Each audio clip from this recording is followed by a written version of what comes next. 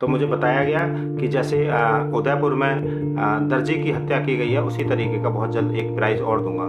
मैंने अनजान बनकर उससे बात करना शुरू किया, तब उसमें बोला गया कि वो योगी जी को भी बम से उड़ा देगा। 1 मिनट पर एक अननोन नंबर से मुझे फ़ोन आया और जिसमें बोला गया कि मैं प्राइज़ दूंगा। मैंने पूछा क्या प्राइज़ दोगे, तो मुझे बताया गया कि जैसे उदयपुर में दर्जी की हत्या की गई है, उसी तरीके का बहुत जल्द एक प्राइज़ और दूंगा।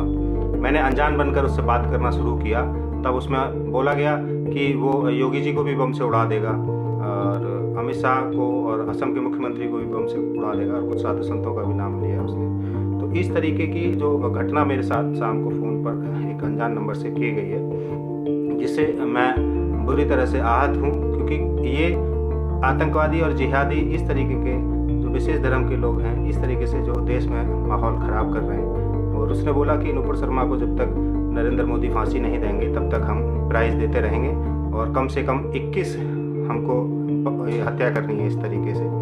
और बताया गया कि जो हत्या है, अब जो हमारा ग्रुप है वो हमारा अलकायदा से हम जुड़े हुए हैं और हमारे आका का जैसे ही फ़ोटो आएगा, जिसका भी आएगा उसको उसी दिन काट दिया जाएगा। तो मेरा मानना है कि क्योंकि मैं 12 मार्च 2022 से अपनी यज्ञशाला में, अपने आश्रम में, महेश्वर धाम में भारत को हिंदू राष्ट्र घोषित करने के लिए श्री राम महायज्ञ नियमित मेरा चल रहा है। तो उसी प्रकार में हमारी आवाज़ हिंदू राष्ट्र के लिए हमेशा चलती रहेगी। जब तक भारत हिंदू राष्ट्र घोषित नहीं होगा तब तक हम अपना ये जो पूजा पाठ है जारी रखेंगे, अपनी आवाज़ है वो जारी रखेंगे, क्योंकि हम भारत को हिंदू राष्ट्र घोषित कराना चाहते हैं। उसके लिए अगर इस तरीके का कोई हमें मतलब गलत तरीके से कुछ भी हमारे साथ घटना कोई घटित हो रही है, तो उसका जो जिम्मेदार है वो शासन और प्रशासन होगा। क्योंकि पूर्व में भी FIR हो चुकी है, मैं FIR करा चुका हूँ। और दूसरी तरफ जो कार्रवाई है, क्योंकि ये पूरे देश का मामला हो चुका है, उसमें सभी लोग शामिल हो चुके हैं, अब बात आ ही चुकी है, तो अब हमारी ये जंग जारी रहेगी।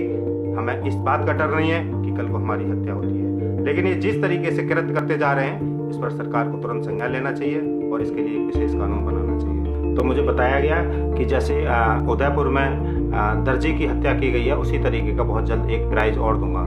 मैंने अनजान बनकर उससे बात करना शुरू किया, तब उसमें बोला गया कि वो योगी जी को भी बम से उड़ा देगा। 1 मिनट पर एक अननोन नंबर से मुझे फ़ोन आया और जिसमें बोला गया कि मैं प्राइज़ दूंगा। मैंने पूछा क्या प्राइज़ दोगे, तो मुझे बताया गया कि जैसे उदयपुर में दर्जी की हत्या की गई है, उसी तरीके का बहुत जल्द एक प्राइज़ और दूंगा। मैंने अनजान बनकर उससे बात करना शुरू किया, तब उसमें बोला गया कि वो योगी जी को भी बम से उड़ा देगा